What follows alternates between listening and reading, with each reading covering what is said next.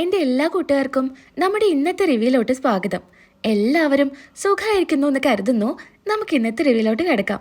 ദേവിയാണെങ്കിൽ ഭക്ഷണം പോലും കഴിക്കാതെ വളരെ സങ്കടത്തില് റൂമിൽ ഇരിക്കുന്നുണ്ട്. ദേവിക്ക് തന്നോട് ബാലച്ചൻ ഇത്രയും ദേഷ്യപ്പെട്ട് സംസാരിച്ചല്ലോ എന്നോർത്ത് സഹിക്കാനാവാത്ത സങ്കടമായിരിക്കും. ബാലനെ കയ്യിലെടുക്കാനാണല്ലോ ദേവി പഠിച്ച പണിയും പ്രയോഗിച്ചിരുന്നത്. ഇപ്പോ ബാലനുമില്ല, ഗോമതിയുമില്ല, സ്വന്തം ഭർത്താവ് പോലും ഇല്ലാത്തൊരവസ്ഥയിലാണ്. കരഞ്ഞുകൊണ്ട് റൂമിലിരിക്കുക. ഇതേ സമയത്ത് ദേവിയുടെ അമ്മയാണ് കാണിക്കുന്നത്. അമ്മ ഇങ്ങനെ ടി വിയും കണ്ടിരിക്കുമായിരിക്കും. ആലോചിക്കുന്നുണ്ട്, ദേവി ഇതുവരെ വിളിച്ചില്ലല്ലോ. അവളല്ലെങ്കിൽ എന്തെങ്കിലും പ്രശ്നം ഉണ്ടാകുമ്പോൾ മാത്രമേ എന്നെ വിളിക്കൂ, അല്ലാത്ത സമയത്ത് അവൾ എന്നെ വിളിക്കില്ല. എന്തായാലും ഒന്ന് വിളിച്ചു നോക്കാം. അങ്ങനെ ശ്രീകല ദേവിക്ക് വിളിക്കുന്നുണ്ട്. ദേവിയാണെങ്കിലോ വലിയ സങ്കടത്തിൽ കരഞ്ഞുകൊണ്ടിരിക്കുക. അമ്മയുടെ കോള് കാണുമ്പോൾ ആദ്യം ഒന്നും എടുക്കുന്നില്ല. എന്താ ഇവള് ഫോൺ എടുക്കാത്തെ? അങ്ങനെ വീണ്ടും വിളിക്കുന്നു. ദേവി അങ്ങനെ അമ്മയുടെ ഫോൺ എടുക്കുന്നുണ്ട്. ഒന്നും മിണ്ടാതെ ഇരിക്കുക. എന്നാ ശ്രീകല ചോദിക്കുന്നുണ്ട്, എന്താടി നിനക്കവിടെ സന്തോഷം വരുമ്പോൾ മാത്രം ഈ അമ്മയെയും അച്ഛനെയും അനിയത്തിയും ഒന്നും വേണ്ട? അമ്മയ്ക്കിപ്പോ എന്താ വേണ്ടത്? ഞാൻ ഇവിടെ ആകെ തളർന്നിരിക്കുക. വെറുതെ എന്റെ സമാധാനം കളയാനായിട്ട് ഇനി അമ്മ കൂടെ അതും ഇതൊന്നും പറയല്ലേ. ദേ പെണ്ണെ, നിനക്ക് എന്താ സംഭവിച്ചേ?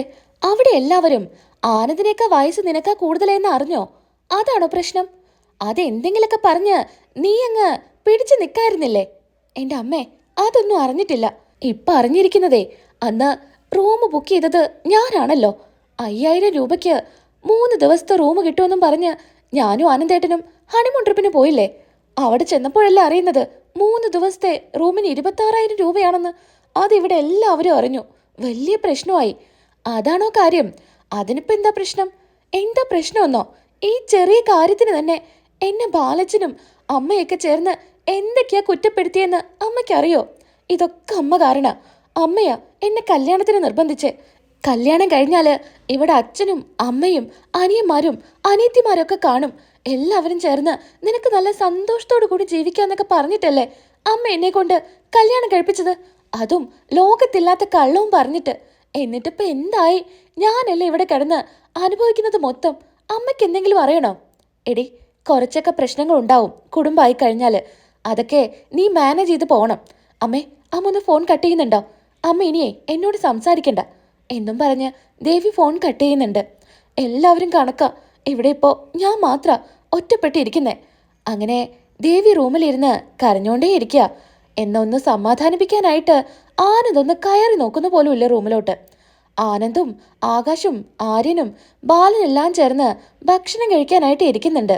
എല്ലാവരും വളരെ സന്തോഷത്തോടു കൂടി സംസാരിച്ചുകൊണ്ടാണ് ഭക്ഷണം കഴിക്കുന്നത്.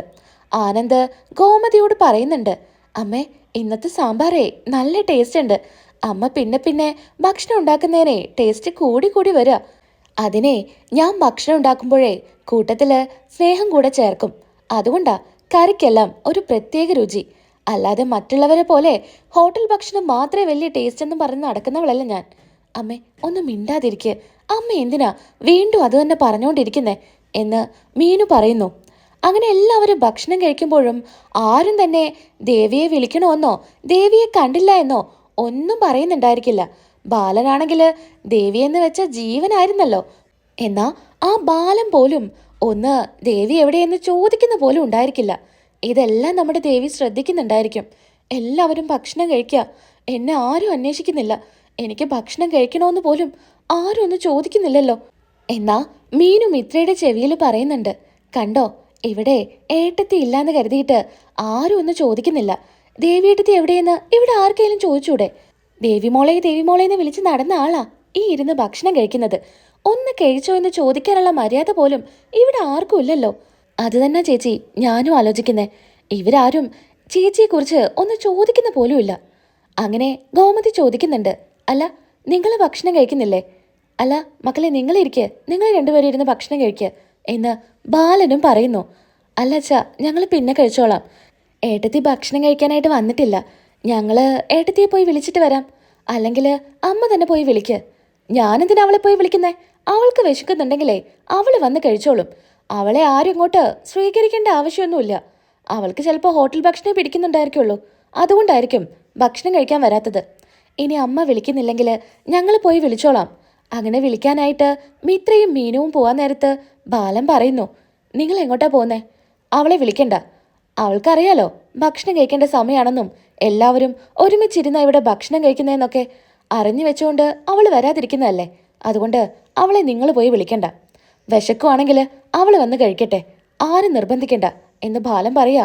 ഇത് കേട്ട് ദേവിയൊക്കെ ഞെട്ടി നിൽക്കുന്നുണ്ട്. ബാലച്ചൻ തന്നെയാണോ ഇതൊക്കെ പറയുന്നേ? എന്നെ എത്ര ഇഷ്ടമായിരുന്നു. എത്ര തവണ ഞാൻ ബാലച്ചന് ഭക്ഷണം വിളമ്പി കൊടുത്തിട്ടുണ്ട്.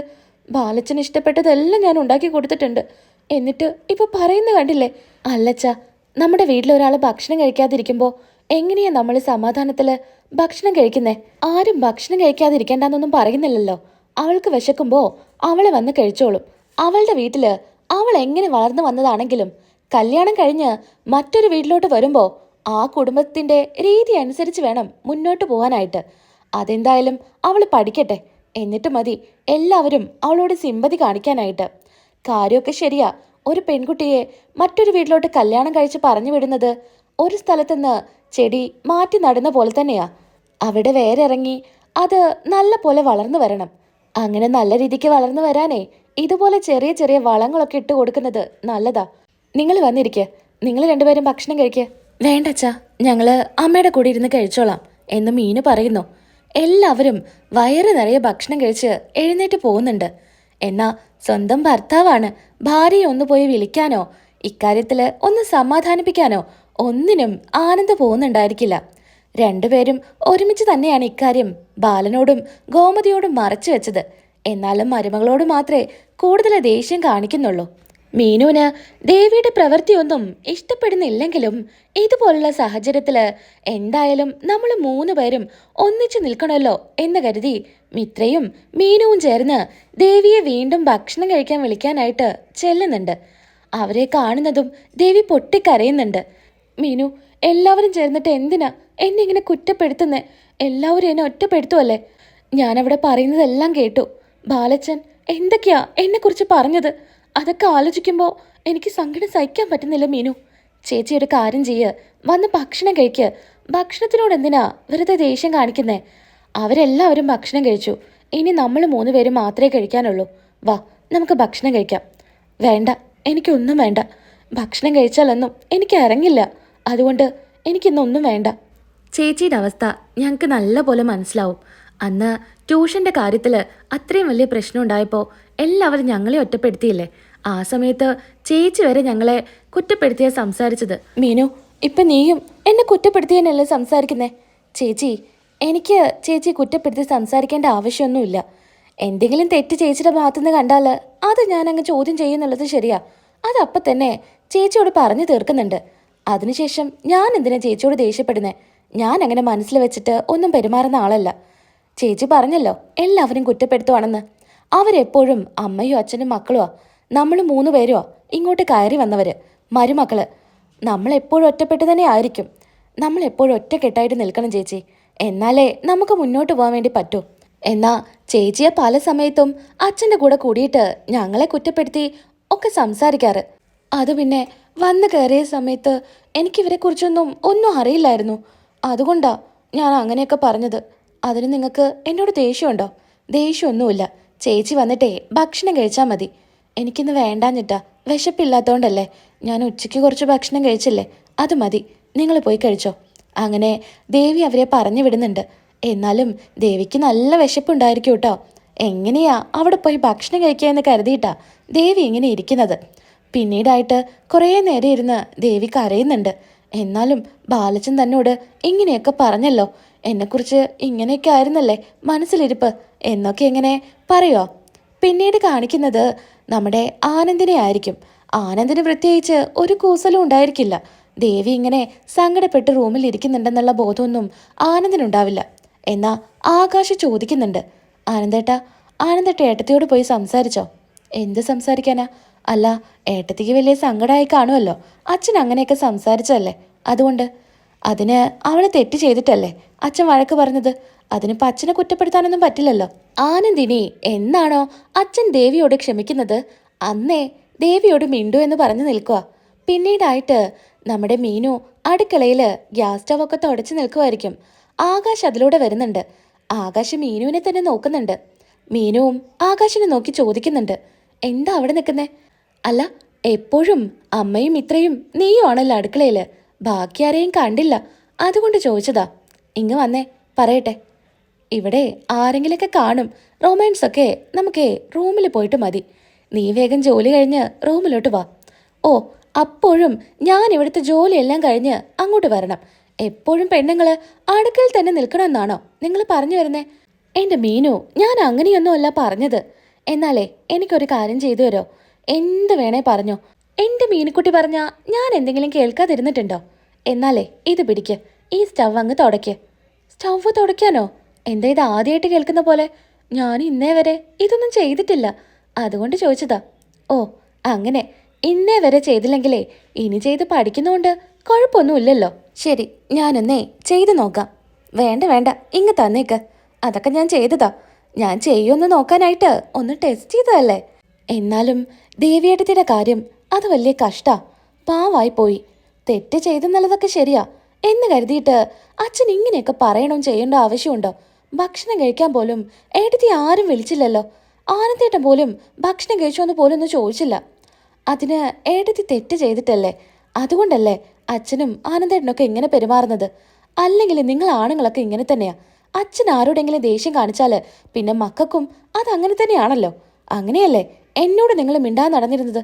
എന്നോടെങ്ങാനും ഇങ്ങനെയൊക്കെ കാണിച്ചിരുന്നെങ്കിലുണ്ടല്ലോ, ഞാൻ എങ്ങനെയാ പെരുമാറാന്ന് എനിക്ക് തന്നെ പറയാൻ പറ്റില്ല. അപ്പോ ആനന്ദ് അടുക്കളയിലോട്ട് വരുന്നുണ്ടായിരിക്കും. ഇവര് തമ്മിൽ സംസാരിക്കുന്നത് കാണുമ്പോൾ ആനന്ദ് പെട്ടെന്ന് പറയുന്നുണ്ട്, ആ മീനു, ഞാൻ ചുമ്മാ വന്നതാ. എന്നാ ശരി, ഞാൻ പോവാം. ആനന്ദേട്ടാ, ഒന്നിങ്ങ് വന്നേ, ഒരു കാര്യം പറയട്ടെ. ഏട്ടത്തി ഇന്നേ ഭക്ഷണമൊന്നും കഴിച്ചിട്ടില്ല. ഏതേട്ടത്തി? എൻ്റെ ആനന്ദേട്ടാ. ദേവി ഏട്ടത്തി ഇന്നൊന്നും കഴിച്ചിട്ടില്ല. ഉച്ചയ്ക്ക് പിടിച്ചിരുത്തിയപ്പോഴേക്കും അമ്മ അതും ഇതും പറഞ്ഞപ്പോൾ കഴിക്കാതെ എഴുന്നേറ്റ് പോയി. ആനന്ദേട്ടന് ഒന്ന് പോയി വിളിക്കായിരുന്നില്ലേ ഭക്ഷണം കഴിക്കാനായിട്ട്? ഇതൊന്നും അത്ര ശരിയല്ല കേട്ടോ.